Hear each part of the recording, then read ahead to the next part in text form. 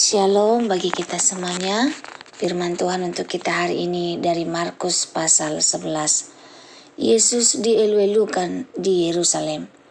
Ketika Yesus dan murid-muridnya telah dekat Yerusalem, dekat Betfage dan Betania yang terletak di Bukit Zaitun, Yesus menyuruh 2 orang muridnya dengan pesan, "Pergilah ke kampung yang di depanmu itu. Pada waktu kamu masuk di situ, kamu akan segera menemukan seekor keledai muda tertambat yang belum pernah ditunggangi orang. Lepaskanlah keledai itu dan bawalah kemari.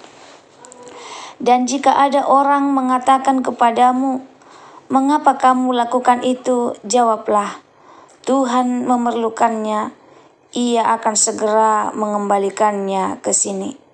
Mereka pun pergi dan menemukan seekor keledai muda tertambat di depan pintu di luar, di pinggir jalan, lalu melepaskannya.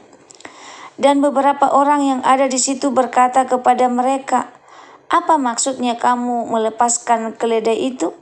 Lalu mereka menjawab seperti yang sudah dikatakan Yesus. Maka orang-orang itu membiarkan mereka. Lalu mereka membawa keledai itu kepada Yesus dan mengalasinya dengan pakaian mereka. Kemudian Yesus naik ke atasnya. Banyak orang yang menghamparkan pakaiannya di jalan. Ada pula yang menyebarkan ranting-ranting hijau yang mereka ambil dari ladang. Orang-orang yang berjalan di depan dan mereka yang mengikuti dari belakang berseru, 'Hosana, diberkatilah Dia yang datang dalam nama Tuhan. Diberkatilah kerajaan yang datang, kerajaan Bapa kita Daud. Hosana di tempat yang maha tinggi.'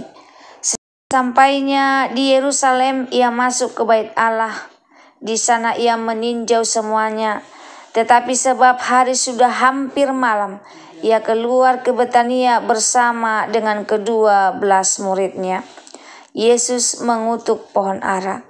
Keesokan harinya sesudah Yesus dan ke-12 muridnya meninggalkan Betania, Yesus merasa lapar.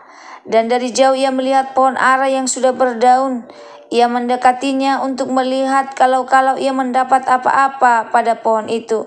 Tetapi waktu ia tiba di situ, ia tidak mendapat apa-apa selain daun-daun saja, sebab memang bukan musim buah ara. Maka katanya kepada pohon itu, 'Jangan lagi seorang pun makan buahmu selama-lamanya.' Dan murid-muridnya pun mendengarkannya. Yesus menyucikan bait Allah. Lalu tibalah Yesus dan murid-muridnya di Yerusalem. Sesudah Yesus masuk ke bait Allah, mulailah ia mengusir orang-orang yang berjual beli di halaman bait Allah.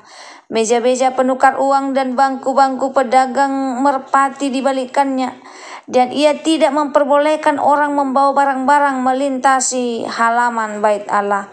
Lalu ia mengajar mereka, katanya, 'Bukankah ada tertulis, rumahku akan disebut rumah doa bagi segala bangsa? Tetapi kamu telah menjadikannya sarang penyamun.' Imam-imam kepala dan ahli-ahli Taurat mendengar tentang peristiwa itu, dan mereka berusaha untuk membinasakan dia, sebab mereka takut kepadanya. Melihat seluruh orang banyak takjub akan pengajarannya. Menjelang malam mereka keluar lagi dari kota. Pohon ara yang sudah kering, nasihat Yesus tentang doa. Pagi-pagi ketika Yesus dan murid-muridnya lewat, mereka melihat pohon ara tadi sudah kering sampai ke akar-akarnya. Maka teringatlah Petrus akan apa yang telah terjadi. Lalu ia berkata kepada Yesus, 'Rabi, lihatlah, pohon ara yang kau kutuk itu sudah kering.' Yesus menjawab mereka, 'Percayalah kepada Allah. Aku berkata kepadamu, sesungguhnya barang siapa berkata kepada gunung ini, beranjaklah dan tercampaklah ke dalam laut, asal tidak bimbang hatinya, tetapi percaya bahwa apa yang dikatakannya itu akan terjadi, maka hal itu akan terjadi baginya. Karena itu aku berkata kepadamu, apa saja yang kamu minta dan doakan, percayalah bahwa kamu telah menerimanya, maka hal itu akan diberikan kepadamu. Dan jika kamu berdiri untuk berdoa, ampunilah dahulu sekiranya ada barang sesuatu dalam hatimu terhadap seseorang, supaya juga Bapamu yang di sorga mengampuni kesalahan-kesalahanmu. Tetapi jika kamu tidak mengampuni, maka Bapamu yang di sorga juga tidak akan mengampuni kesalahan-kesalahanmu. Pertanyaan mengenai kuasa Yesus. Lalu Yesus dan murid-muridnya tiba pula di Yerusalem. Ketika Yesus berjalan di halaman bait Allah, datanglah kepadanya imam-imam kepala, ahli-ahli Taurat dan tua-tua, dan bertanya kepadanya, "Dengan kuasa manakah engkau melakukan hal-hal itu? Dan siapakah yang memberikan kuasa itu kepadamu sehingga engkau melakukan hal-hal itu?" Jawab Yesus kepada mereka, "Aku akan mengajukan satu pertanyaan kepadamu. Berikanlah aku jawabannya, maka aku akan mengatakan kepadamu dengan kuasa manakah aku melakukan hal-hal itu. Baptisan Yohanes itu dari surga atau dari manusia? Berikanlah aku jawabannya." Mereka memperbincangkannya di antara mereka dan berkata, "Jikalau kita katakan dari surga, ia akan berkata, 'Kalau begitu, mengapakah kamu tidak percaya kepadanya?' Tetapi masakan kita katakan dari manusia? Sebab mereka takut kepada orang banyak, karena semua orang menganggap bahwa Yohanes betul-betul seorang nabi." Lalu mereka menjawab Yesus, "Kami tidak tahu." Maka kata Yesus kepada mereka, "Jika demikian, aku juga tidak mengatakan kepadamu dengan kuasa manakah aku melakukan hal-hal itu." Renungan buat kita hari ini dari Markus pasal 11 ayat 1 sampai 33. Setiap orang Kristen ingin hidupnya berarti. Kita ingin agar iman kita berbuah dan doa kita berkuasa. Namun seringkali kita hanya terjebak pada tampilan luar, terlihat rohani, rajin ke gereja, aktif pelayanan, tapi sebenarnya tidak menghasilkan buah yang Tuhan rindukan. Markus 11 memberi gambaran jelas tentang siapa Yesus, apa yang Ia cari dalam hidup kita, dan bagaimana seharusnya kita hidup sebagai pengikut Tuhan. Kita akan belajar ayat 1 sampai 11, Yesus Raja yang rendah hati. Yesus masuk Yerusalem dengan menunggangi keledai muda. Ini bukan kebetulan, tapi dalam tradisi Yahudi, Raja dunia masuk dengan kuda perang, tetapi Raja damai masuk dengan keledai. Orang banyak menyambutnya dengan Hosana, artinya selamatkanlah kami. Mereka mengharapkan pembebasan politik, tetapi Yesus membawa pembebasan yang jauh lebih besar dari dosa. Apakah kita menyambut Yesus sesuai kehendaknya atau sesuai keinginan kita? Banyak orang berseru Hosana, tetapi hanya beberapa hari kemudian berteriak, "Salibkan dia." Mari sambut Yesus bukan hanya dengan kata-kata, tetapi dengan ketaatan dan kerendahan hati. Bayangkan seorang pemimpin negara datang ke kota Anda, bukan dengan mobil mewah, tetapi dengan sepeda ontel tua. Bagaimana reaksi kita? Yesus justru masuk dengan cara yang sederhana untuk menunjukkan bahwa kerajaan Allah berbeda dengan kerajaan dunia. Selanjutnya ayat 12 sampai 21, pohon ara yang tidak berbuah. Pohon ara penuh daun tapi tidak ada buah. Ini gambaran tentang orang yang punya tampilan rohani tetapi hatinya kosong.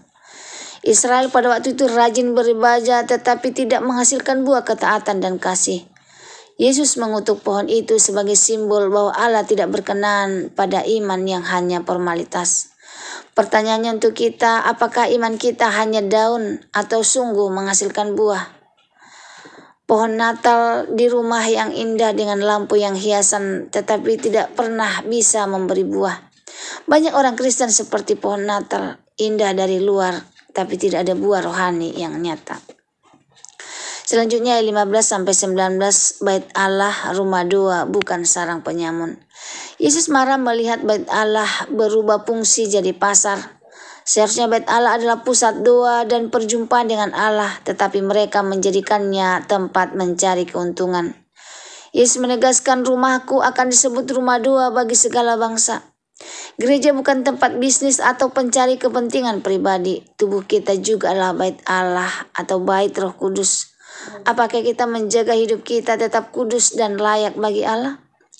Seorang anak kecil pernah berkata, "Ayahku rajin ke gereja, tapi di rumah ia kasar dan penuh amarah." Itu artinya rumah doa hanya ada di gedung gereja, bukan dalam hidupnya. Tuhan ingin kita menjadi rumah doa yang hidup dimanapun berada. Selanjutnya ayat 22-26, kuasa iman dan doa. Yesus mengajarkan percayalah kepada Allah. Iman yang sungguh dapat memindahkan gunung, artinya tidak ada masalah yang terlalu besar bagi orang percaya. Namun Yesus menambahkan satu syarat penting, pengampunan.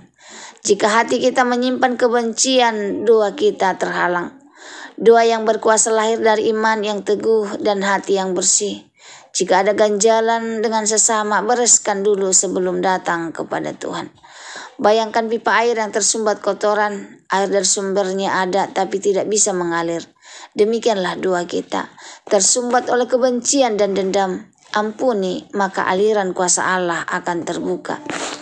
Yang terakhir, ayat 27-33, pernyataan tentang kuasa Yesus. Pemimpin agama bertanya, dengan kuasa mana engkau melakukan ini? Mereka bukan sungguh ingin tahu, tetapi mencari alasan untuk menolak Yesus. Yesus balik bertanya tentang baptisan Yohanes. Mereka tidak berani menjawab karena hatinya munafik.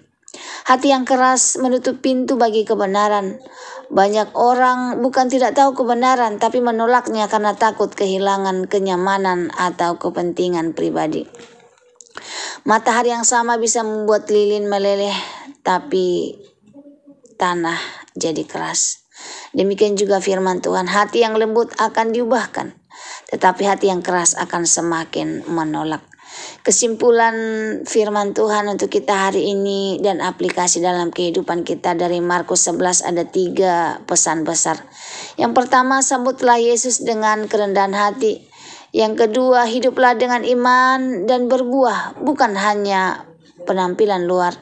Yang ketiga, jadilah rumah doa yang murni, dengan hati yang mengampuni sehingga doa kita berkuasa. Hidup Kristen bukan soal seberapa indah daunnya, tetapi seberapa nyata buahnya. Semoga firman Tuhan hari ini menjadi berkat bagi kita. Terima kasih, Tuhan Yesus memberkati. Shalom.